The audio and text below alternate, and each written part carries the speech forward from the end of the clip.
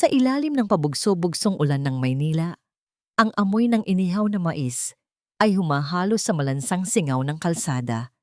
Hawak ni Ifeoma ang isang munting supot ng plastik. Maingat na binibilang ang mga barya at lukot na papel na pinaghirapan niya buong maghapon. 5 piso, 10 piso. Sa wakas, sapat na ito para sa gamot ng kanyang may sakit na ina. Ngumiti siya ng bahagya, isang bihirang liwanag sa gitna ng kanyang pagod, habang pinagmamasdan ang huling 3 piraso ng mais sa ibabaw ng nagbabagang ulingi. Ngunit ang pasasalamat ay mabilis na nilamon ng isang nakapanghihilakbot na liwanag. Ang malakas na pagyanig ng hangin ay hindi nanggaling sa langit, kundi mula sa isang makintab na itim na sasakyan, ilang metro lang ang layo sa kanyang pwesto. Isang pagsambulat ng apoy ang bumura sa katahimikan ng gabi. Ang init na dumapo sa balat ni Ifeoma ay hindi katulad ng init ng kanyang kalan. Ito ay apoy na may dalang kamatayan. Sa loob ng nagliliyab na bakal, nakita niya ang isang anino. Isang lalaking nakasandal sa manibela, hindi gumagalaw habang ang apoy ay nagsisimulang gumapang sa mamahaling leather ng upuan. Walang pag-aalinlangan, binitawan ni Ifeoma ang supot ng barya, ang perang pambili sana ng buhay ng kanyang ina, at tumakbo patungo sa panganib. Ang init ay tila gustong balatan ang kanyang mukha. Hinawakan niya ang hawakan ng pinto na kasing init ng impyerno. Nararamdaman niya ang pagkapaso ng kanyang mga palad, ang amoy ng sarili niyang balat na naluluto. Ngunit hindi siya bumitaw. Sa isang malakas na hila, bumukas ang pinto. Hinihingal. Hinila niya ang mabigat na katawan ng lalaki palabas. Ang bawat hakbang sa basang aspalto ay tila paghatak sa isang bundok. Nang makalayo sila ng bahagya, isang pangalawang pagyanig ang naganap. Tuluyang tumupok sa sasakyan at sa kariton ng mais na tanging kabuhayan ni Ifeoma. "Sir, sir, gisi-gising!" Bulong niya, ang boses ay nanghihina habang pilit na pinupunasan ang uling sa mukha ng lalaki. "Chioma!" Ang tanging naibulalas ni Obinna bago ito muling mawalan ng malay. Hindi nagtagal. Ang katahimikan ay napunit ng haginit ng mga gulong. 3 mararangyang sasakyan ang huminto ng padaskol. Lumabas mula rito ang isang babaeng nakasuot ng sedang puti, si Chioma, kasama ang ilang armadong lalaki. Imbes na pasasalamat, ang bumungad kay Ifeoma ay isang pandidiri na mas masakit pa sa kanyang mga paso. "Layo! Huwag mo siyang hawakan! Ang dumi-dumi mo!" Sigaw ni Chioma. Gamit ang dulo ng kanyang mamahaling sapatos, tinulak niya ang kamay ni Ifeoma palayo sa braso ni Obinna. "Sino ka ba? Anong ginawa mo sa kanya? Baka ikaw pa ang nagnakaw sa gamit niya." Napatulala si Ifeoma. Ang kanyang mga kamay ay nanginginig, itim na itim mula sa uling at namumula dahil sa malubhang paso. Tumingin siya sa malayo kung saan ang kanyang kariton, ang kanyang buong mundo, ay isa na lamang tumpok ng abo. Ang plastik na supot ng mga barya ay nagkalat sa putikan. Natapakan ng mga tauhan ni Chioma na tila babasura lamang ang mga ito. "Niligtas ko lang po siya." Ang sasakyan, sumabog. Mahinang sagot ni Ifeoma, "Get out of here before I call the police. You're just a scavenger trying to look like a hero." Bulyaw ni Chioma habang pinapanood ang mga tauhan niyang isakay si Obinna. "Ang baho mo, nakakasuka. Umalis ka sa harap ko." Iniwan si Ifeoma sa gitna ng ulan. Ang lamig ng gabi ay dahan-dahang gumagapang sa kanyang mga sugat.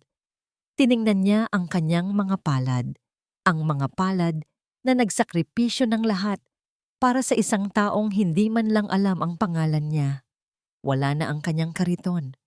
Wala na ang pera para sa gamot ng kanyang ina. Ganito na lang ba ang halaga ko?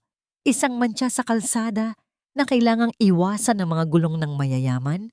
Ang nakakabinging katahimikan ng gabi ay tila isang malupit na biro. Ang tanging natira sa kanya ay ang hapdi ng apoy at ang amoy ng usok na hindi na yata mawawala sa kanyang balat. Ngunit sa gitna ng panginginig, isang bagay ang nabuo sa loob ng kanyang dibdib.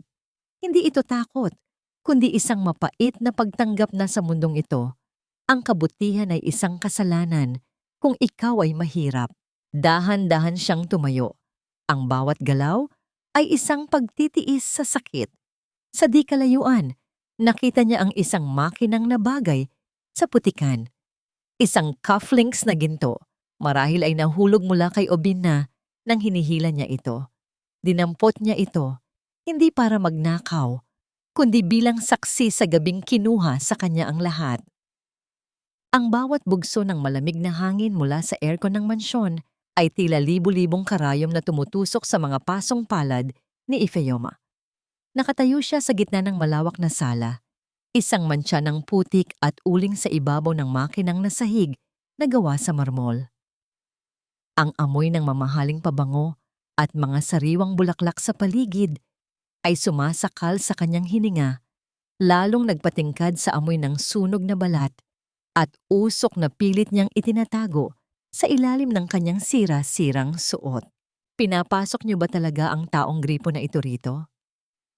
Ang boses ni Chioma ay umalingaw-ngaw mula sa itaas ng ingrandeng hagdanan.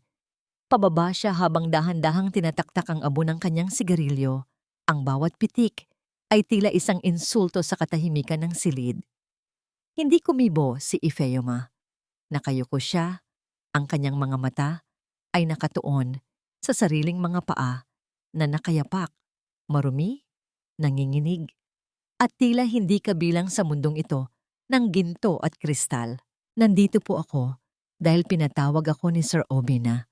Mahinang sagot niya sa wikang Tagalog na puno ng pagtitimpi. Sir Obina? How formal.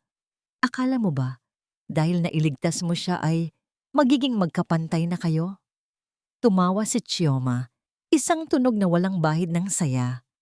Huminto siya sa harap ni Ifeoma, sapat na malapit upang maamoy ang lansa ng kalsada mula sa dalaga.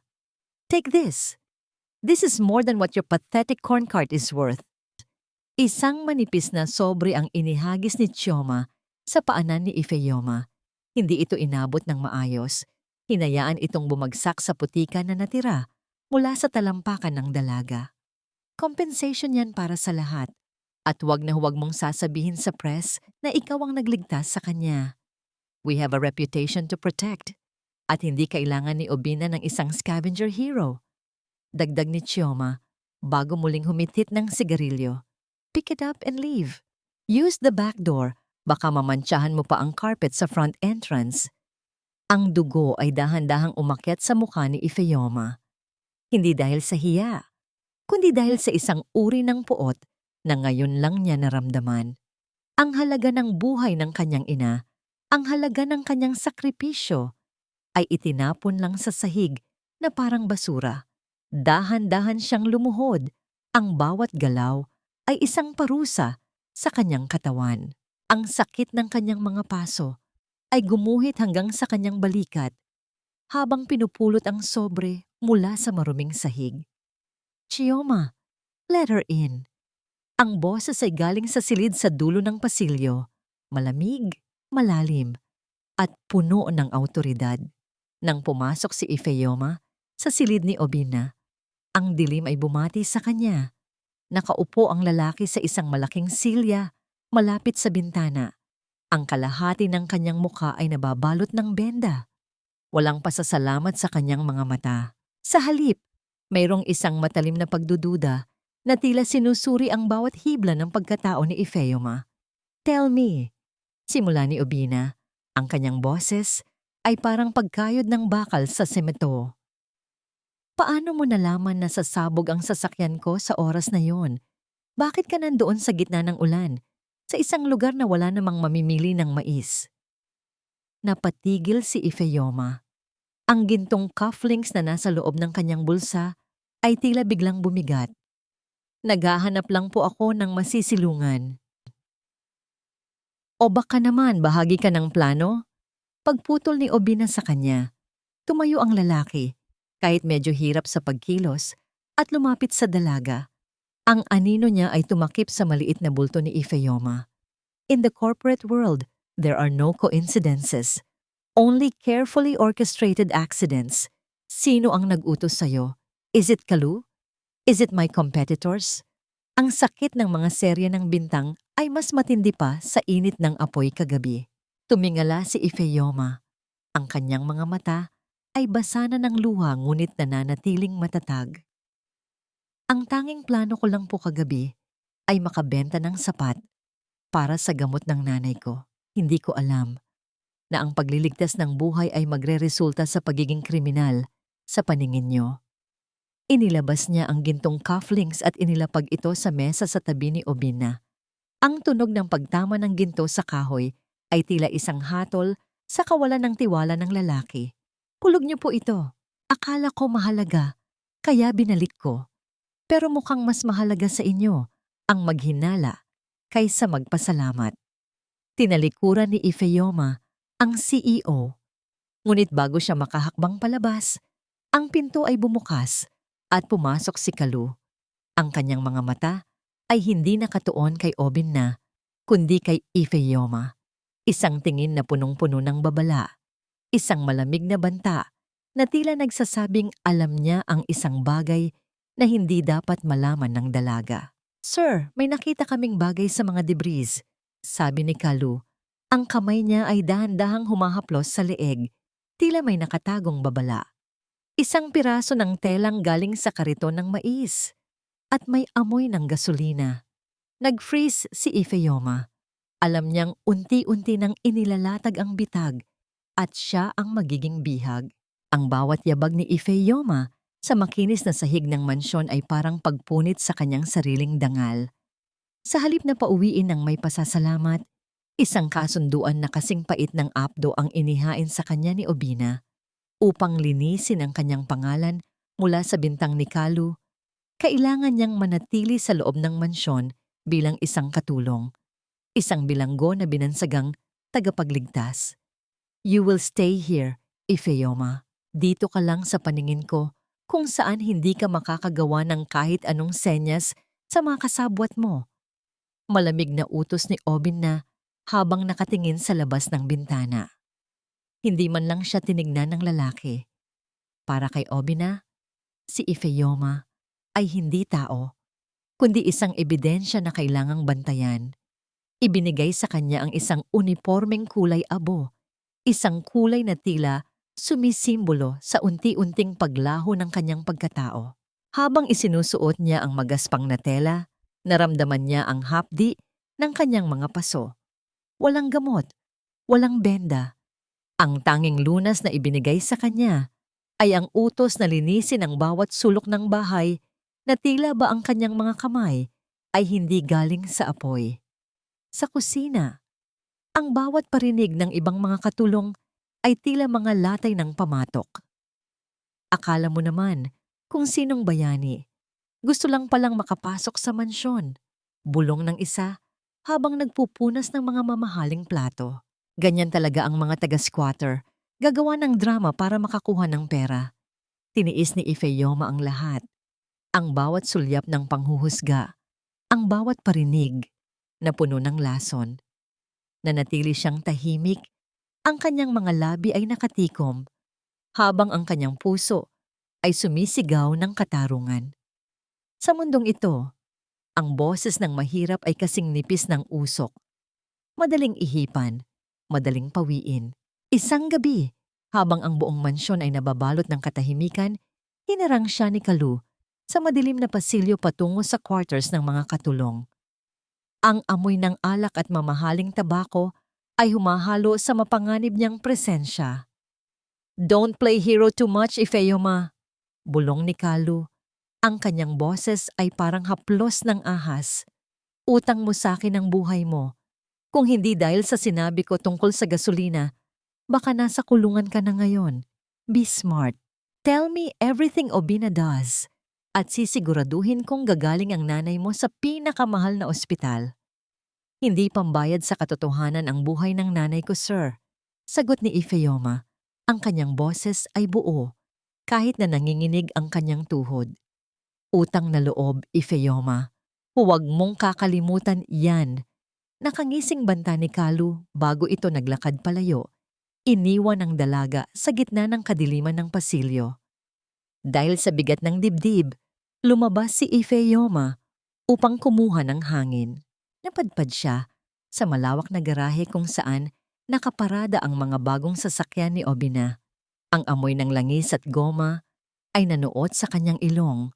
Sa dulo ng garahe, sa ilalim ng isang itim na SUV, nakakita siya ng isang anino.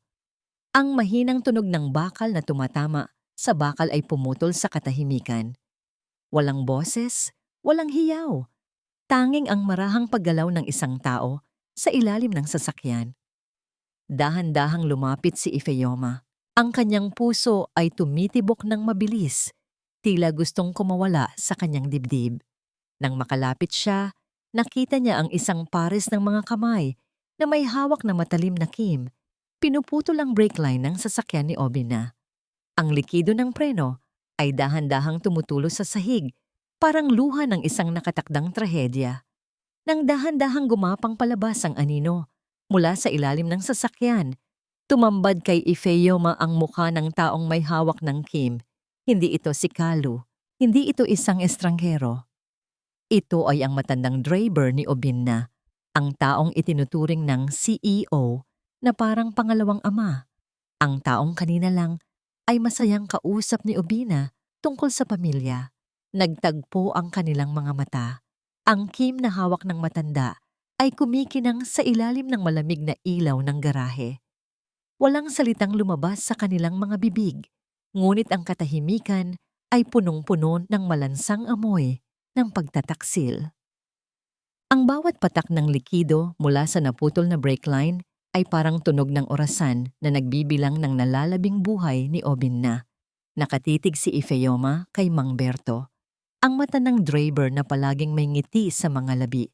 Ngunit ngayon ay may hawak na kim at mga matang puno ng pait. Ang amoy ng langis at ang lamig ng garahe ay tila nanunuot sa buto ni Ifeyoma. Ginagawa siyang estatwa sa gitna ng kadiliman. Wala kang nakita, Ifeyoma, bulong ni Mang Berto. Ang kanyang boses ay hindi na ang malambing na boses ng isang ama, kundi isang gasgas na kaskas ng lalamunang puno ng takot. Umalis ka na rito kung gusto mo pang makita ang nanay mo na humihinga. Bakit, Mang Berto? Bakit niyo gagawin ito sa kanya?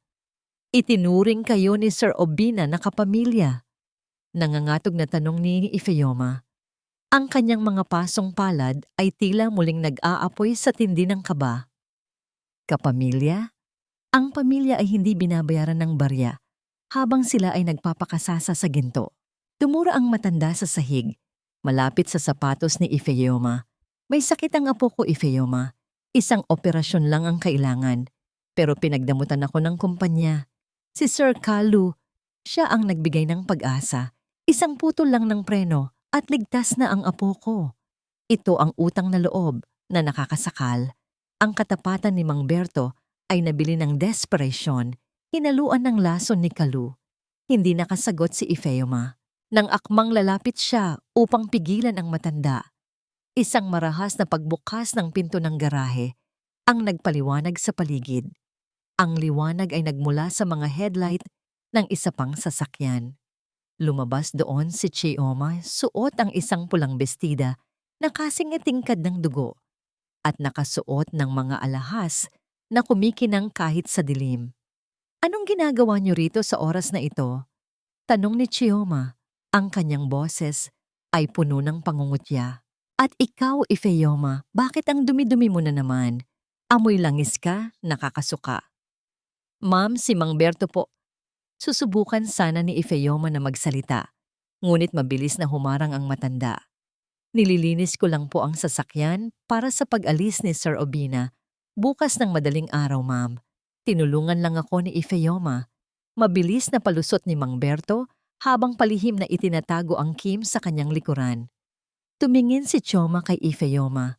Mula ulo hanggang paa, isang mapait na ngiti ang gumuhit sa kanyang mga labi.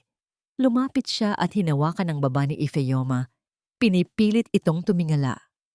How touching. Ang tagapagligtas ay naging mekaniko na rin. You really are desperate to stay in this house, aren't you? Pero kahit anong kuskus mo sa sarili mo, Ifeyoma, mananatili kang basura sa paningin namin. Binitawan ni Chioma ang mukha ni Ifeyoma na parang humawak sa isang maruming basahan. Mang Berto, siguraduhin mong handa ang sasakyan. Obina has a big meeting tomorrow in Tagaytay. Ayaw nating malate siya, di ba? Naglakad paalis si Chioma. Ang tunog ng kanyang sapatos sa semento ay tila mga huling tibok ng puso ni Obina. Alam ni Chioma, alam niya ang gagawin ni Mang Berto at mas pinili niyang hayaan ito. Naiwan si Ifeyoma na nag-iisa sa garahe pagkatapos umalis ni Mang Berto. Ang kanyang konsensya ay nakikipagbuno sa kanyang takot. Kung sasabihin niya kay Obina, baka hindi siya paniwalaan dahil sa mga bintang ni Kalu. Kung tatahimik siya, ang lalaking nagligtas sa kanya mula sa gutom ay mahuhulog sa bangin. Kinabukasan, madaling araw pa lang ay gising na ang buong mansyon. Ang hamog ay makapal pa sa paligid. Nakatayo si Ifeyoma sa balkonahe, pinapanood si Obina na lumalabas ng pinto. Suot ang kanyang mamahaling suit, handa para sa kanyang biyahe. Sir Obina! Tawag ni Ifeyoma. Ang kanyang boses ay basag, puno ng pag-aalinlangan. Lumingon si Obina, ang kanyang mga mata ay nanatiling malamig at walang tiwala. What now, Ifeyoma? May kailangan ka na naman bang pera? Huwag niyo pong gamitin ang itim na sasakyan. Mangyaring gamitin niyo na lang po ang isa. Pakiusap niya. Ang kanyang mga kamay ay mahigpit na nakakapit sa rehas ng balkonahe. Lumapit si Chioma sa likuran ni Obina at dahan-dahang hinawakan ang braso nito. Don't listen to her, babe. She's just being superstitious again. O baka naman gusto lang niyang mapansin mo siya. Right, Ifeyoma? Tumingin si Obina sa itim na SUV pagkatapos ay kay Ifeyoma. Umalis ka na sa harap ko. I don't have time for your dramas. Pumasok si Obina sa sasakyan. Pinaandar ni Mang Berto ang makina. Habang dahan-dahang lumalabas ang sasakyan sa malaking gate ng mansyon, nakita ni Ifeyoma ang refleksyon ni Chioma sa salamin ng bintana. Nakangiti ito, isang ngiting punong-puno ng tagumpay. Hindi nakatiis si Ifeyoma. Tumakbo siya palabas ng gate. Sumisigaw, hinahabol ang sasakyan habang ang kanyang mga paang walang sapin ay humahampas sa magaspang na kalsada. Sir, tigil! Ang preno! Ngunit ang bilis ng sasakyan ay unti-unti nang lumalayo. Pababa sa matarik na kalsada patungo sa highway. Sa isang iglap, nakita ni Ifeyoma ang pag-ilaw ng brake lights ng SUV, ngunit ang sasakyan ay hindi huminto. Sa halip, lalo itong bumilis habang papalapit sa isang matalim na kurbada. Isang nakakangilong ingay ng pagkiskis ng gulong sa aspalto ang umalingaw-ngaw. Ang sasakyan ay bumangga sa barrier. Bago ito tuluyang nawala sa paningin, nahulog sa madilim at malalim na bangin. Ang katahimikan sa gilid ng bangin ay mas nakatutulig kaysa sa anumang ingay. Nakatayo si Ifeyoma sa gilid. Ang kanyang dibdib ay mabilis na tumataas baba. Habang ang usok mula sa kailaliman ay dahan-dahang umaakyat, tila mga kaluluwang humihingi ng tulong. Ang amoy ng sunog na goma at tumatagas na gasolina ay humalo sa malamig na simoy ng madaling araw. Hindi siya nag-isip. Hindi niya inalintana ang matatalim na bato at madulas na lupa. Dahan-dahan siyang bumaba sa matarik na dalisdis. Ang kanyang mga kuko ay bumaon sa putik. Ang kanyang mga tuhod ay nagasgas hanggang sa lumabas ang dugo. Sa bawat pagdulas, ang tanging nasa isip niya ay ang mukha ni Obina. Ang lalaking kahit gaano man kasama ang tingin sa kanya, ay hindi nararapat mamatay sa gitna ng pagtataksil. Nang marating niya ang ilalim, bumungad sa kanya ang baluktot na katawan ng SUV. Ang pinto ay nayupi, ang salamin ay nagkadurog-durog na parang mga kristal na ikinalat sa lupa.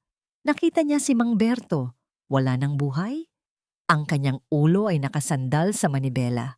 Ngunit sa likuran, nakita niya ang isang kamay na dahan-dahang gumagalaw. "Sir Obina!" Sigaw ni Ifeoma. Ang kanyang boses ay napaos sa tindi ng usok. Hinitak niya ang pinto gamit ang lahat ng natitira niyang lakas. Ang bawat hatak ay parang pagpunit sa kanyang sariling mga kalamnan. Nang sa wakas ay bumukas ito, nakita niya si Obi na puno ng dugo ang mukha. Ang kanyang mga mata ay halos hindi na maidilat. "Ifeoma!" Bulong ng lalaki. Ang kanyang boses ay isang manipis na hininga, puno ng gulat at panghihina. "Huwag po kayong bibitaw. Nandito na ako," sagot ni Ifeoma. Isinakay niya ang braso ni Obina sa kanyang balikat. Ang bigat ng lalaki ay tila isang krus na pinapasan niya, ngunit ang bawat hakbang niya palayo sa sasakyan ay puno ng determinasyon.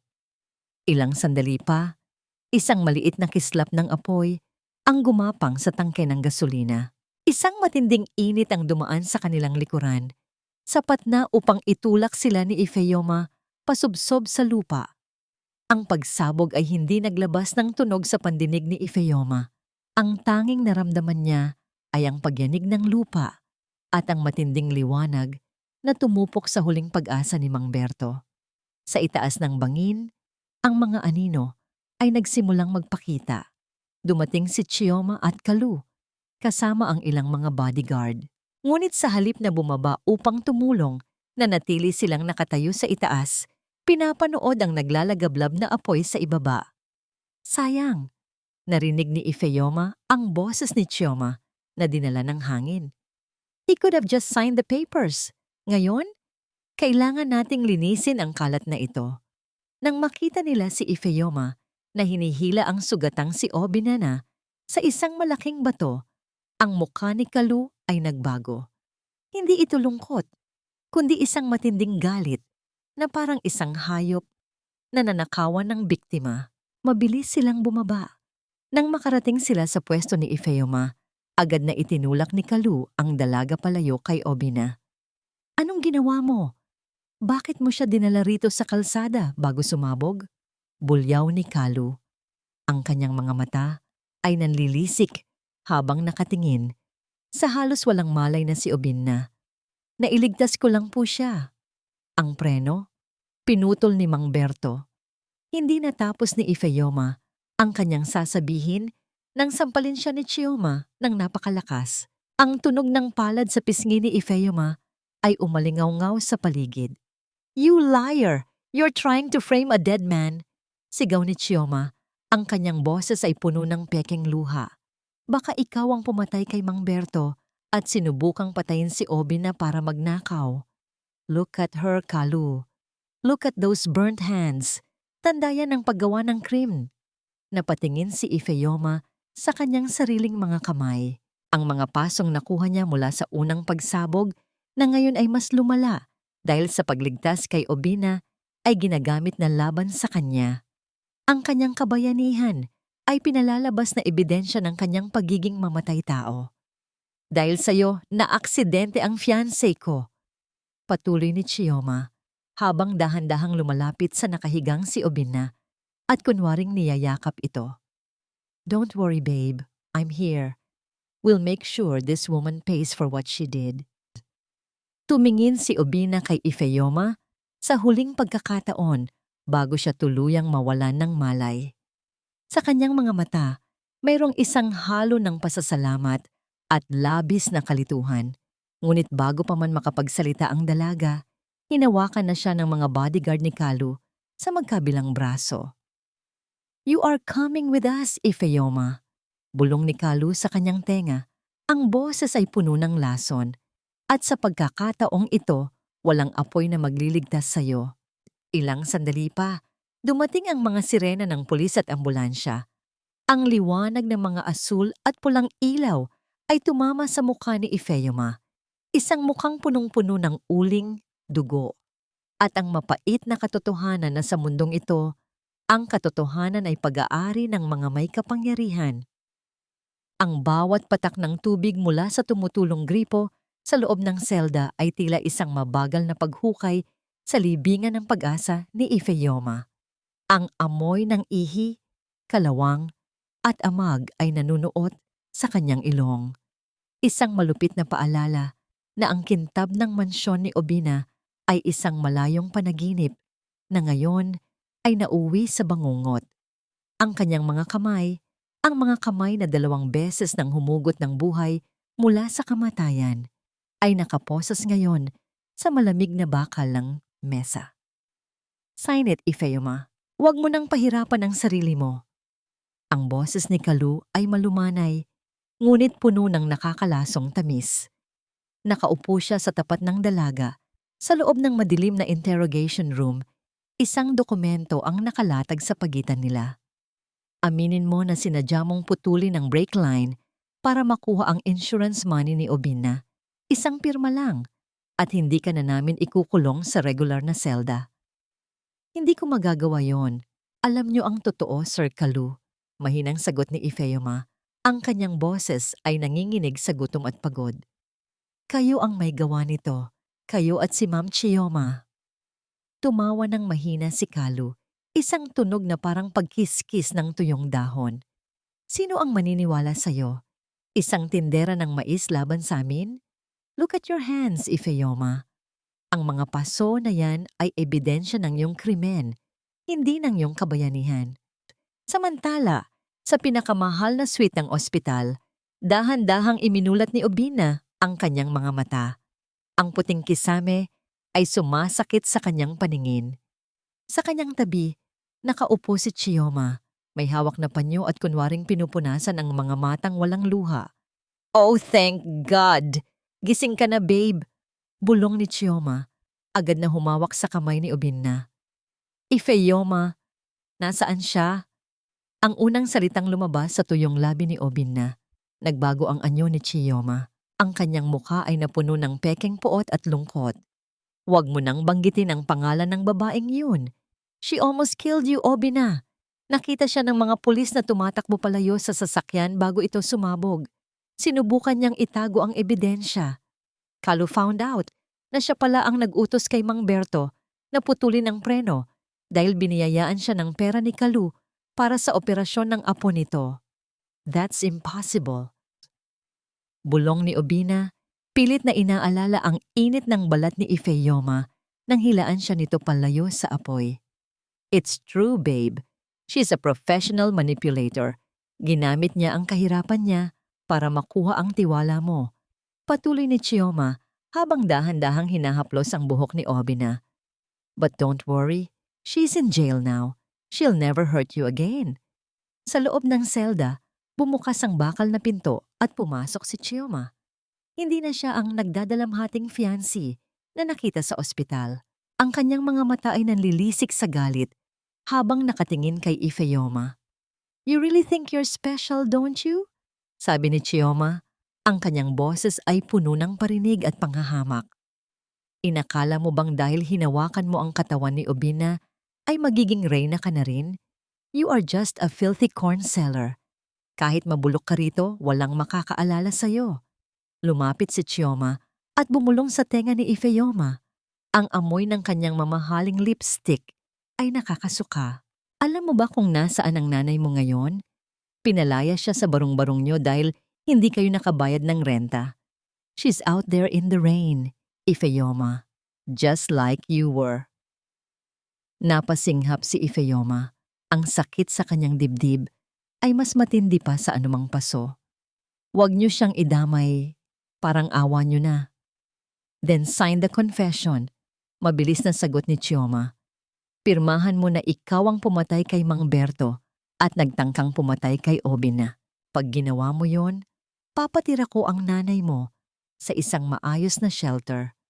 Pero kung hindi, hahayaan ko siyang mamatay sa kalsada na parang aso.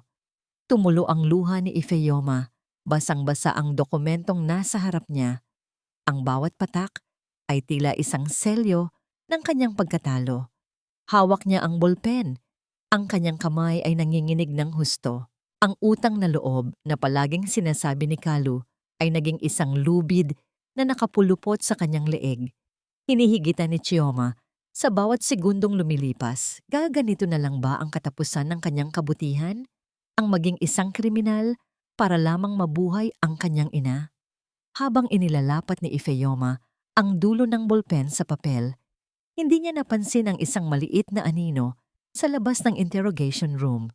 Ang isang batang nurse na nakakita sa lahat ng nangyari sa ospital, may hawak na recorder at nakikinig sa bawat salitang binitawan ni Chioma.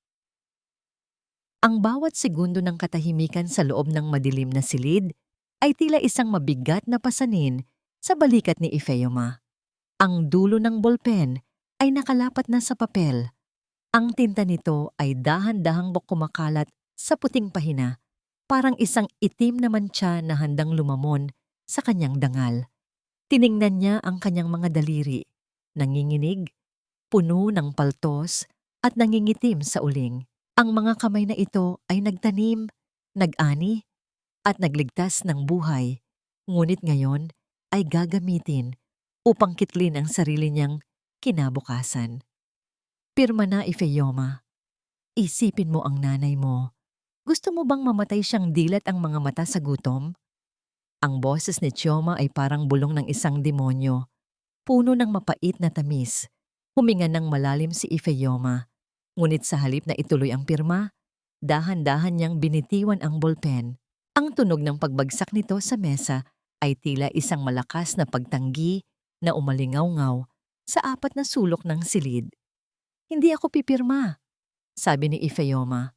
Ang kanyang boses ay hindi na nanginginig. Ang kanyang mga mata, na kanina lang ay puno ng luha, ay nagniningas na ngayon sa isang uri ng apoy na hindi kayang patayin ng anumang pagsabog. Anong sabi mo? Nanlaki ang mga mata ni Chioma. Ang kanyang muka ay namula sa tindi ng gigil. You ungrateful brat, binibigyan na kita ng pagkakataon. Alam ko ang laro niyo, Ma'am Chioma, sagot ni Ifeoma habang dahan-dahang tumatayo, kahit na masakit ang kanyang buong katawan. Kahit pirmahan ko ang papel na ito, papatayin niyo pa rin ang nanay ko para wala nang makapagsalita. At kahit mabulok ako sa kulungan, hindi niyo mababura ang katotohanang ako ang humila kay Sir Obina mula sa apoy. Habang kayo ay nanonood lang at naghihintay na mamatay siya. Isang malakas na sampal muli ang dumapo sa pisngi ni Ifeoma. Ngunit sa pagkakataong ito, hindi siya natumba. Nanatili siyang nakatayo. Tinititigan ang babaeng nasa harap niya na tila ba ito ang mas mababang uri ng nilalang. Ipapapatay kita, Ifeoma. Sisiguraduhin kong hindi ka na makakalabas dito ng buhay. Sigaw ni Chioma, ang kanyang maskara ng pagiging donya ay tuluyan ng natanggal. Inilalabas ang tunay niyang anyo bilang isang halimaw ng ambisyon. Samantala, sa ospital, ang batang nurse na si Elena ay pumasok sa silid ni Obina. Ang kanyang mga kamay ay nanginginig. Habang hawak ang kanyang cellphone, nakita niyang natutulog ang CEO. O marahil ay nagpapanggap lang dahil sa tindi ng sakit na nararamdaman. Sir Obina, bulong ni Elena. Dahan-dahang iminulat ni Obina ang kanyang mga mata. Sino ka? Ako po ang nag-asikaso sa inyo noong gabi ng aksidente. May kailangan po kayong marinig, sabi ni Elena. Ang boses ay puno ng takot sa maaring gawin ni Nakalu sa kanya. Nakita ko po si Ma'am Chioma sa presinto kanina. Pinilit niyang mag-confess si Ifeoma. Sir, hindi po totoo ang mga sinasabi nila. Inilapit ni Elena ang kanyang phone sa tenga ni Obina at pinindot ang play. Ang boses ni Chioma sa recording ay malinaw na malinaw. Hahayaan ko siyang mamatay sa kalsada na parang aso. Pirmahan mo na ikaw ang nagtangkang pumatay kay Obina. Ang mga mata ni Obina ay dahan-dahang napuno ng isang malamig at nakakatakot na galit. Ang bawat salita ni Chioma ay parang mga saksak sa kanyang dibdib. Pinupunit ang bawat alaala ng pag-ibig na inakala niyang totoo. Ang taong pinagkatiwalaan niya ay siya palang may hawak ng kutsilyong nakatutok sa kanyang likuran. Nasaan si Ifeoma? Tanong ni Obina. Ang kanyang boses ay mababa, ngunit puno ng panganib. Nasa interrogation room pa po siya, sir. Sinabi ni Sir Carlo sa mga pulis na huwag siyang palalabasin hanggat hindi pumipirma, sagot ni Elena. Biglang bumukas ang pinto ng silid at pumasok si Carlo. May dalang basket ng prutas at isang plastik na ngiti sa kanyang mukha. Napatigil siya nang makita ang nurse na malapit kay Obina. Anong ginagawa mo rito? Lumabas ka na. Utos ni Carlo. Ang kanyang mga mata ay nanlilisik kay Elena. Tumingin si Obina kay Carlo. Sa unang pagkakataon sa loob ng maraming taon, nakita ni Obina ang tunay na kulay ng kanyang matalik na kaibigan, ang kulay ng kalawang, ng dumi, at ng pagkabulok. Carlo, kamusta ang investigation? Tanong ni Obina. Pilit na pinapanatili ang kanyang boses na mahinahon kahit na ang kanyang puso ay nag-aapoy sa puot. Maayos naman, sir. Pumirma na si Ifeoma. Inamin niya ang lahat. Pagsisinungaling ni Carlo. Habang inilalagay ang mga prutas sa mesa, mabubulok na ang babaeng yun sa kulungan gaya ng nararapat sa kanya. Hinawakan ni Obina ang bedsheet ng napakahigpit hanggang sa mamuti ang kanyang mga knuckles, ang utang na loob na ibinibigay niya kay Carlo sa loob ng maraming taon ay nauwi sa ganitong uri ng pagtataksil. Gusto ko siyang makita, sabi ni Obina. Sir, hindi po pwede. Baka saktan kayo ng babaeng yun. Sabi ko, gusto ko siyang makita. Binisigaw ni Obina. Ang kanyang boses ay umalingaw-ngaw sa buong ospital dahilan upang manginig sa takot si Carlo. Ihanda mo ang sasakyan. Pupunta tayo sa presinto. Ngayon din. Sa loob ng selda, kinaladkad si Ifeoma ng mga gwardiya patungo sa isang mas madilim na bahagi ng presinto, ang isolation room, kung saan walang CCTV at walang makakarinig sa kanyang mga hiyaw. Ang bawat hakbang niya ay isang pakikibaka, ngunit ang kanyang ulo ay nananatiling nakataas. Alam niyang ang gabi ay nasa pinakamadilim na bahagi na. Ngunit naniniwala siyang ang liwanag ng katotohanan, gaano man ito kaliit, ay hindi kailanman tuluyang mamamatay. Ang bawat kaladkad ng mga gwardiya sa nanghihinang katawan ni Ifeoma ay tila pagpunit sa kanyang huling hibla ng pag-asa. Ang malamig at madulas na semento ng pasilyo ay humahaplos sa kanyang mga binti, habang ang amoy ng kalawang at luma na pinturang natituklap ay nanunuot sa kanyang lalamunan. Bawat hakbang ay parang paglapit sa isang madilim na hukay na walang balikan. Dito ka nararapat, Ifeoma. Sa dilim, kung saan walang makakarinig sa'yo. Bulong ng isang gwardiya na binayaran ni Carlo habang binubuksan ang mabigat na pinto ng isolation room. Sa loob ng silid, naghihintay si Chioma. Nakatayo siya sa gitna ng maliit na espasyo. Ang kanyang mamahaling seda na bestida ay isang malaking insulto sa maduming paligid. Hawak niya ang isang baso ng tubig, tinititigan si Ifeoma na parang isang insekto na malapit ng tapakan. Huling pagkakataon, Ifeoma, pirmahan mo ang pag-amin o sisiguraduhin kong bukas na bukas din ay wala ka ng nanay na babalikan. Sabi ni Chioma, ang kanyang boses ay kalmado ngunit puno ng lason. Kahit patayin niyo ako. Hindi magbabago ang totoo, mahinang sagot ni Ifeoma. Ang kanyang mga labi ay putok-putok sa uhaw, ngunit ang kanyang mga mata ay nananatiling matatag. Tinititigan ng kaaway nang walang bahid ng takot. Itinapon ni Chioma ang tubig sa mukha ni Ifeoma. Ang lamig ng tubig ay gumuhit sa mga paso ng dalaga, nagbibigay ng panibagong hapdi. You pathetic piece of trash! Akala mo ba ay bayani ka? You are nothing! Sa mundong ito, ang pera ko ang magdidikta kung sino ang biktima at sino ang mamatay tao.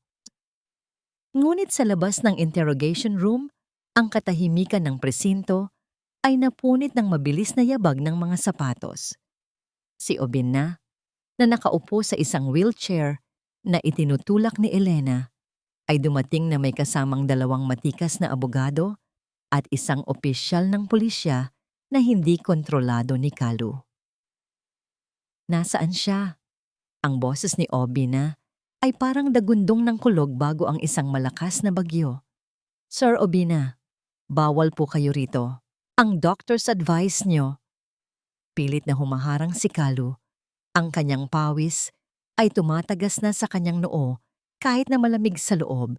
Hindi siya pinansin ni Obina. Gamit ang kanyang natitirang lakas, tumayo siya mula sa wheelchair. Ang kanyang mukha ay namumutla sa sakit ng mga sugat, ngunit ang kanyang determinasyon ay mas matigas pa sa bakal. Buksan niyo ang pintong iyan. Ngayon din. Nang bumukas ang mabigat na pinto ng isolation room, ang tanawing bumungad kay Obina ay tila sumaksak sa kanyang puso. Nakita niya si Ifeyoma, ang babaeng nagligtas sa kanya mula sa impyerno ng apoy na nakaluhod sa sahig, basang-basa, at tinititigan ni Chioma ng may kasamang pandidiri. Obina, why are you here? You should be resting. Kunwaring nag-aalalang sigaw ni Chioma, agad na lumapit sa lalaki upang hawakan ang braso nito. Ang babaeng ito, ayaw niyang aminin ang krimen niya. I was just trying to make her talk for your sake. Tumingin si Obina sa mga kamay ni Ifeyoma na puno ng paltos at sugat. Pagkatapos, dahan-dahan niyang inalis ang kamay ni Chioma sa kanyang braso na tila ba ang hawak nito ay isang maruming linta. I heard everything, Chioma, sabi ni Obina. Ang kanyang boses ay sobrang hina, ngunit bawat salita ay may dalang bigat ng isang hatol. What do you mean, babe? Nakikinig ka ba sa mga sabi-sabi ng nurse na yan?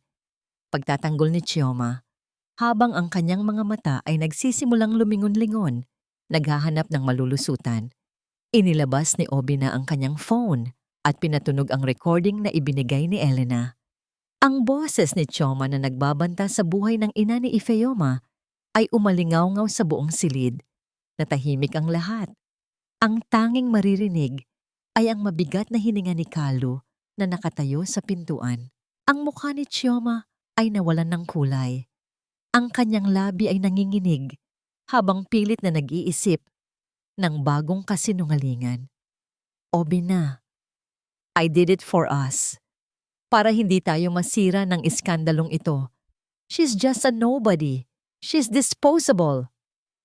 Sigaw ni Chioma.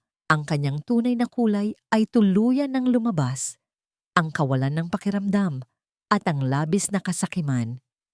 Ang tanging disposable rito, Chioma, ay ikaw, sagot ni Obina.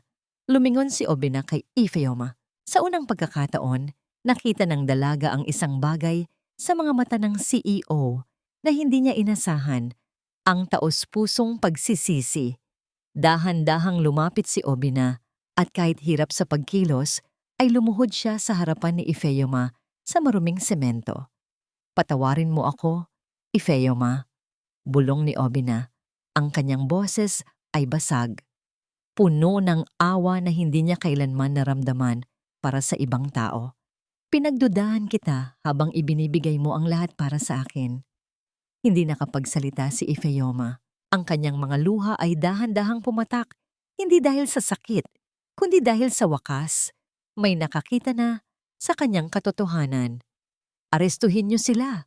Utos ng opisyal ng pulisya sa likuran ni Obin na itinuturo sina Chioma at Kalu. You can't do this to me? Do you know who my father is? Hiyaw ni Chioma habang pinuposan ng mga pulis. Nagwala siya. Ang kanyang mamahaling buhok ay naggulo-gulo, habang si Kalu ay nananatiling tulala. Tila hindi matanggap na ang kanyang imperyo ng dumi ay gumuho na sa isang saglit. Habang hinihila palabas ang mga traidor, ang katahimikan ay muling bumalik sa silid. Tumingin si Ifeyoma kay Obin na. Ang kanyang mga pasong kamay ay dahan-dahang hinawakan ang kamay ng lalaki. Tapos na po ba, sir? Tanong ni Ifeyoma. Ang kanyang boses ay puno ng pagod. Hindi pa, Ifeyoma. Sagot ni Obina habang tinutulungan siyang tumayo. Ito pa lang ang simula. Mula ngayon, wala nang titingin sa'yo ng mababa. Sisiguraduhin ko yan. Ngunit habang papasok sila sa sasakyan ni Obina, Isang itim na kotse ang dahan-dahang huminto sa kabilang panig ng kalsada. Isang lalaking nakasuot ng barong ang nakatingin sa kanila. Ang ama ni Chioma, isang makapangyarihang politiko na may hawak na dokumentong maaaring bumura sa lahat ng ebidensyang nakuha ni Obina. Ang laban ay hindi pa tapos. Ito ay mas lalalim pa sa isang simpleng paghihiganti. Ang amoy ng gamot at antiseptiko sa loob ng pribadong silid ng ospital ay tila lason na dahan-dahang pumapatay sa panandaliang kapayapaan ni Ifeoma. Nakaupo siya sa gilid ng kama ni Obina. Ang kanyang mga kamay ay balot na ng malinis na benda. Ngunit ang hapdi sa ilalim ng puting tela ay patuloy na nagpapaalala sa kanya ng apoy na pinagdaanan niya. Kailangan nating mag-ingat, Ifeoma, bulong ni Obina. Ang kanyang boses ay mahina pa rin, ngunit may lalim na ng pag-aalala. Hindi basta-basta ang pamilya ni Chioma. Ang kanyang ama, si Senator Santiago, ay hindi papayag na mabulok ang kanyang nag-iisang anak sa kulungan. Hindi pa man natatapos ang pangungusap ni Obina, ang pinto ng silid ay bumukas ng walang katok. Ang hangin ay biglang lumamig at ang amoy ng mamahaling tabako at pabangong panlalaki ay pumasok sa silid. Pumasok ang isang lalaking may uban na ang buhok. Suot ang isang barong Tagalog na kasing puti ng kanyang mga ngipin, ngunit ang kanyang mga mata ay kasing dilim ng gabi. Si Senator Santiago. Mr. Easy, simula ng senador. Ang boses ay puno ng pekeng kababaang loob. I trust you are recovering well. Nakakalungkot ang nangyari sa inyo ng anak ko. Isang malaking hindi pagkakaintindihan. Hindi pagkakaintindihan ang tangkang pagpatay sa akin, Senador. Sagot ni Obina.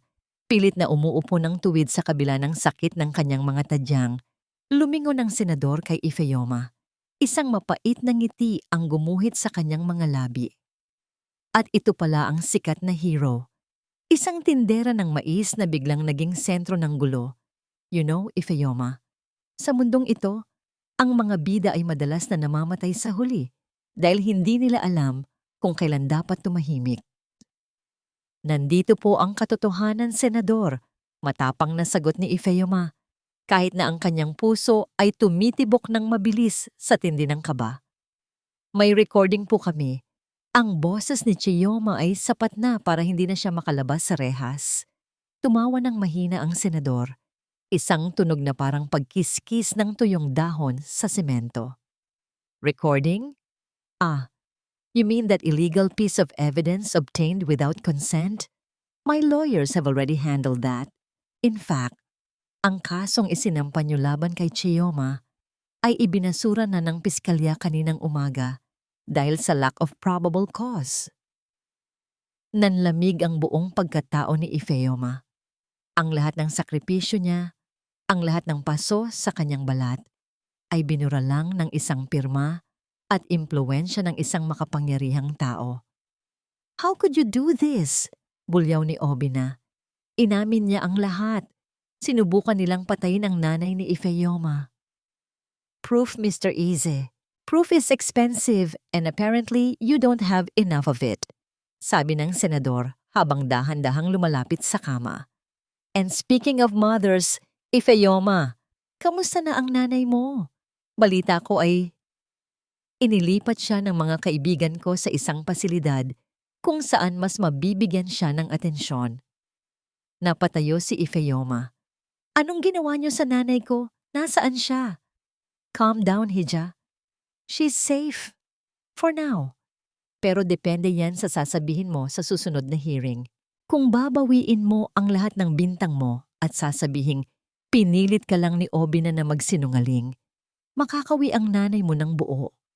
Pero kung magpapatuloy ka sa pagiging bayani.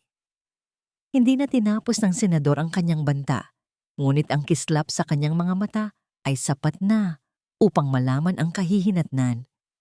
Tumingin si Ifeoma kay Obina. Nakita niya ang galit at ang labis na kawalan ng kapangyarihan sa mga mata ng CEO. Ang lalaking akala niya ay kayang baguhin ang lahat ay tila ba naging isang bata rin sa harap ng higanting katulad ni Senator Santiago. Ganito na lang ba ang halaga ng buhay namin, Senador? Tanong ni Ifeyoma. Ang kanyang boses ay gumaralgal sa tindi ng emosyon. Para sa inyo, ang katarungan ay parang mais lang na pwedeng bilhin sa kanto at itapon pagkatapos pakinabangan. Hindi, Hija. Mas mahalaga ang katarungan kaysa sa mais, sagot ng senador habang naglalakad patungo sa pinto. Dahil ang katarungan ko ang nagpapatakbo sa bayang ito. Good luck on your decision. Mayroon kang hanggang bukas ng madaling araw. Nang makaalis ang senador, ang katahimikan sa silid ay mas masakit kaysa sa anumang sigaw. Napaupo si Ifeyoma sa sahig. Ang kanyang mga benda ay muling nabahira ng dugo dahil sa mahigpit na pagkuyom ng kanyang mga palad. Ang utang na loob na palaging sinasabi ni Kalu ay naging isang sumpa. Inakala ni Ifeyoma na ang katotohanan ang magpapalaya sa kanya. Ngunit tila ba ang katotohanan ay isang luhong hindi kayang bayaran ng isang mahirap na katulad niya. Ifeyoma, I will find your mother. I promise. Sabi ni Obina. Pilit na inaabot ang kamay ng dalaga. Ngunit hindi lumingon si Ifeyoma. Ang kanyang mga mata ay nakatitig sa kawalan. Sa loob ng kanyang dibdib, ang dating apoy ng kabutihan ay dahan-dahang nagbabago. Hindi na ito ang apoy na nagluluto ng mais o nagliligtas ng buhay. Ito ay naging isang malamig at matalim na apoy ng paghihiganti. Hindi na natin sila lalabanan sa paraang gusto nila, sir. Bulong ni Ifeyoma. Kung katarungan ng mayayaman ang gamit nila, gagamitin ko ang katarungan ng mga taong walang kinatatakutan dahil wala na silang pwedeng mawala. Kinuha ni Ifeyoma ang kanyang lumang cellphone mula sa bulsa. Mayroon siyang isang video na hindi niya sinabi kahit kay Obina. Isang video na kuha mula sa kanyang lumang kariton noong gabi ng unang pagsabog, kung saan kitang-kita ang mukha ng senador na nakikipag-usap kay Kalu bago pa man maganap ang trahedya. Ang alas ay nasa kanya, ngunit ang kapalit nito ay ang mismong buhay niya at ng kanyang ina. Ang bawat paghinga ni Ifeyoma ay tila paglunok ng bubog habang pinagmamasdan ang kawalan sa labas ng bintana ng ospital. Ang mga salita ni Senator Santiago ay paulit-ulit na umaalingaw-ngaw sa kanyang isipan, parang latay ng latigo na hindi humihinto sa paghampas. Ang katarungan, para sa mga taong katulad niya, ay isang pangarap na kasing layo ng mga bituin sa langit. Nagniningning ngunit hindi kailanman mahahawakan. Ifeyoma, please. Huwag kang padalos-dalos. Pagsusumamo ni Obina mula sa kanyang higaan. I have connections. I can call the media. I can hire more security for your mother. Humarap si Ifeyoma sa kanya. Ang kanyang mukha, na dati ay puno ng amo at takot, ay naging isang maskara ng matigas na determinasyon. Ang media niyo, sir, ay hawak din ng mga kaibigan ng senador. Ang security niyo ay pwedeng bayaran. Ang katarungan ng mayayaman ay nasa papel at pirma, pero ang katarungan ng mga taong katulad ko ay nasa kalsada. Dahan-dahan niyang kinuha ang kanyang lumang bag. Sa loob nito, nakatago ang isang basag na cellphone, isang lumang modelo na halos ayaw nang gumana. Noong gabing sumabog ang sasakyan ni Obina, ang cellphone na ito ay nakakabit sa isang maliit na lalagyan sa kanyang kariton. Nakaset sa video record dahil madalas siyang nakakaranas ng panggugulo mula sa mga tambay. Ang hindi alam ng lahat, bago pa man dumating si Obina sa kanto, ay may isang itim na van na huminto roon. Kitang-kita sa malabo, ngunit sapat na kuha ng video, ang pakikipagkamay ni Senator Santiago kay Kalu, habang ang huli ay may hawak na isang itim na bag. Ang petsa at oras sa video ay ang pinakamalakas na patunay na ang plano ay hindi lang kay Kalu at Chioma, kundi pinonduhan at binasbasan ng mismong senador. Anong balak mong gawin, Ifeyoma? Kaba na tanong ni Obina nang makita ang kakaibang kislap sa mga mata ng dalaga. Gagawin ko ang tanging bagay na alam kong hindi nila kayang kontrolin, sagot ni Ifeyoma. Ang galit ng taumbayan. Lumabas si Ifeoma ng ospital sa gitna ng gabi. Ang lamig ng hangin ay tila yumayakap sa kanyang mga benda, ngunit hindi niya nararamdaman ang hapdi. Nagtungo siya sa pinakamadilim na bahagi ng kanilang barangay, sa lugar kung saan ang mga tindero ng mais, mga driver ng jeep, at mga labandera ay nagtitipon-tipon pagkatapos ng mahabang araw ng pagtatrabaho. Doon, sa harap ng isang maliit na tindahan na pinatatakbo ng kanyang kumpare, inilabas ni Ifeoma ang kanyang cellphone. "Kailangan ko ng tulong niyo." Simula niya, ang kanyang boses ay nanginginig ngunit puno ng awtoridad. "Hindi ito tungkol sa akin lang. Tungkol ito sa ating lahat na tinatapakan dahil lang sa wala tayong pera at kapangyarihan." Ipinakita niya ang video. Isa-isang nagtipon ang mga tao. Ang kanilang mga mukha ay napuno ng gigil at pighati habang nakikita ang katotohanan.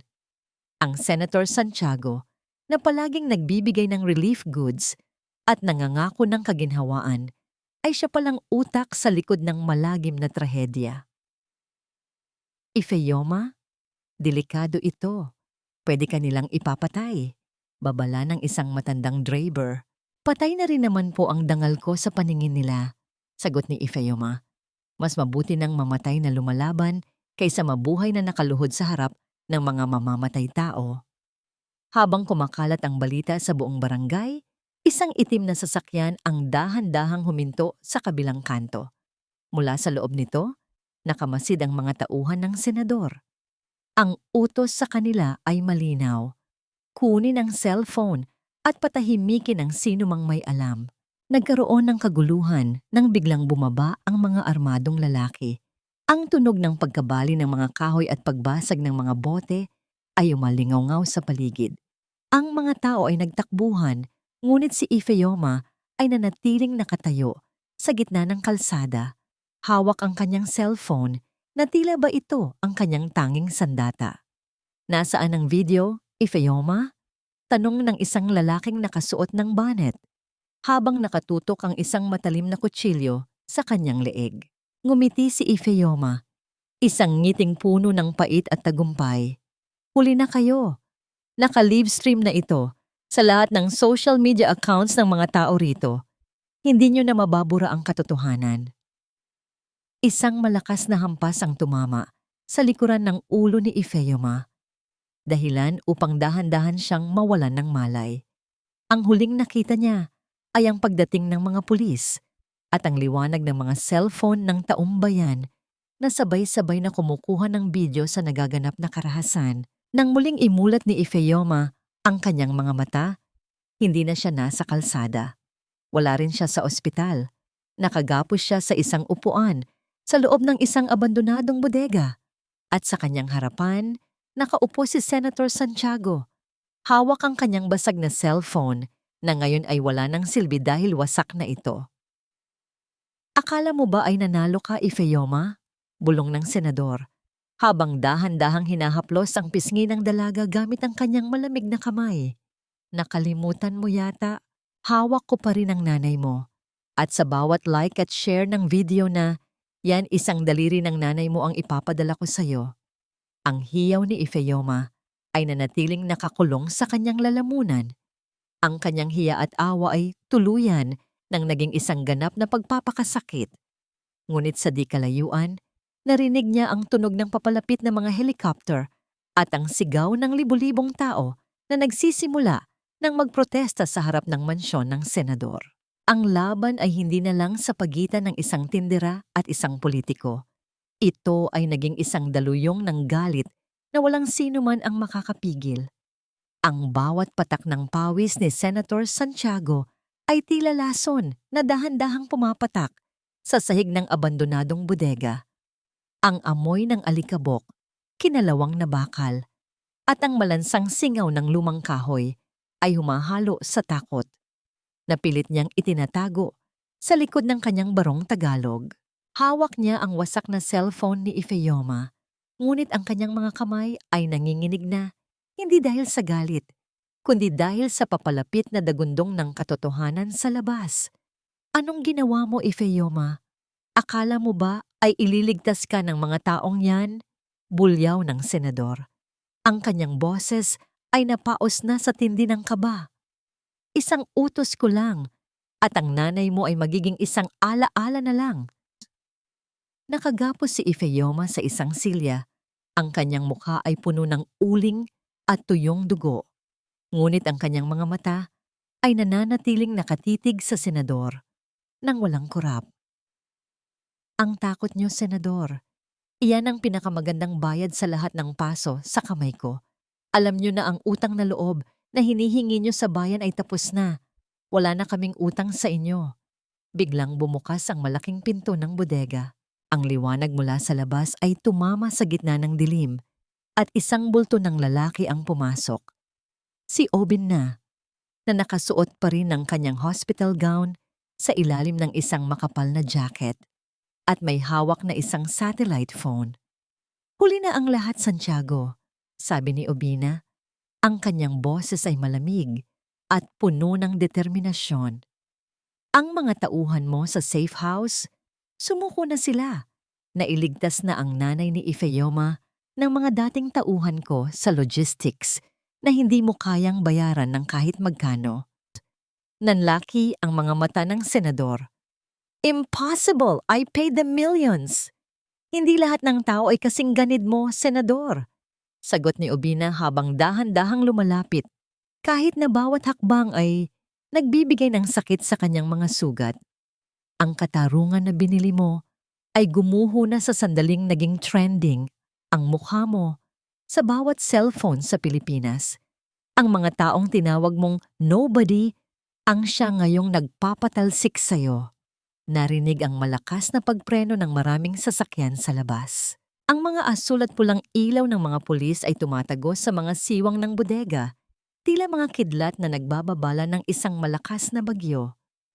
Isang opisyal ng National Bureau of Investigation ang pumasok, kasama ang ilang armadong lalaki. Senator Santiago, you are under arrest for frustrated murder, kidnapping, and graft and corruption. Ang hatol na umalingaw-ngaw sa buong silid. Nabitawan ng senador ang cellphone ni Ifeoma. Ang tunog ng pagtama ng ginto niyang singsing sa semento ay tila huling tiktak ng kanyang kapangyarihan. Wala na ang kanyang hiya. Wala na ang kanyang dangal. Napaluhod siya sa maruming sahig. Ang kanyang barong Tagalog na dati ay simbolo ng katayuan ay naging isang maruming basahan na lamang. Habang pinuposa ng senador, dahan-dahang lumapit si Obina kay Ifeoma. Gamit ang isang maliit na kutsilyo, pinutol niya ang mga lubid na nakagapos sa dalaga. Nang lumuwag ang pagkakatali, agad na bumagsak si Ifeoma sa braso ni Obina. Sir, si nanay. Bulong ni Ifeoma, ang kanyang boses ay basag sa tindi ng awa at pasasalamat. She's safe, Ifeoma. She's waiting for you, sagot ni Obina. Dahan-dahan niyang binuhat si Ifeoma palabas ng bodega. Sa labas, ang eksena ay parang isang pelikula. Libo-libong tao ang nagtipon sa paligid ng mga police line, mga driver ng jeep, mga tindera, mga estudyante. Lahat sila ay may hawak na kandila at cellphone. Nang makita nila si Ifeoma na inilalabas, ang katahimikan ay napalitan ng isang malakas na palakpakan at hiyawan ng kagalakan. Hindi ito sigaw ng pagpupuri sa isang CEO, kundi sigaw para sa isang babaeng nagpakita na ang lakas ay hindi nasusukat sa kapal ng pitaka, kundi sa tibay ng paninindigan. Isang linggo ang lumipas. Ang balita sa telebisyon ay puno ng ulat tungkol sa pagkakakulong nina Santiago, Chioma at Kalu. Ang kanilang mga ari-arian ay kinumpiska at ang kanilang mga pangalan ay naging kasing kahulugan ng kahihiyan. Ang karma ay hindi lang dumating. Ito ay sumabog ng mas matindi kaysa sa sasakyang unang kinasangkutan ni Ifeoma. Sa isang maliit ngunit maayos na bahay sa labas ng lungsod, nakaupo si Ifeoma sa tabi ng kanyang ina. Ang amoy ng inihaw na mais ay muling humahalo sa hangin, ngunit sa pagkakataong ito, hindi na ito amoy ng kahirapan. Ito ay amoy ng isang bagong simula. Pumarada ang isang sasakyan sa tapat ng kanilang bahay. Bumaba si Obina. Hindi na suot ang kanyang mamahaling suit, kundi isang simpleng t-shirt. May dala siyang isang maliit na kahon. Ano po iyan, sir? Tanong ni Ifeoma habang nakangiti. Binuksan ni Obina ang kahon. Sa loob nito ay isang bagong kariton ng mais. Gawa sa matibay na bakal, may modernong kagamitan, at may nakasulat na pangalan sa gilid. Ifeoma's Grace, ang bayani ng kalsada. Hindi na ito para sa iyo lang, Ifeoma, sabi ni Obina. Ito ang simula ng foundation na itatayo natin para sa mga maliliit na negosyante at ikaw ang mamumuno rito. Tumingin si Ifeoma sa kanyang mga kamay. Ang mga scar ay naroon pa rin. Kulay rosas at magaspang. Ngunit hindi na niya ito ikinahihiya. Ang mga scar na ito ay ang kanyang medalya, isang patunay na dumaan siya sa apoy at lumabas na mas matibay kaysa sa anumang bakal. Salamat, sir, bulong ni Ifeoma habang hinahaplos ang bagong kariton. Sa ilalim ng liwanag ng araw, ang nangiti ni Ifeoma ay tila isang panalangin na natupad. Ang dating taong gripo at scavenger sa paningin ng iba ay siya na ngayong liwanag ng kanyang komunidad. Ang katarungan ay hindi na isang pangarap. Ito ay ang hangin na kanyang nilalanghap. Aaking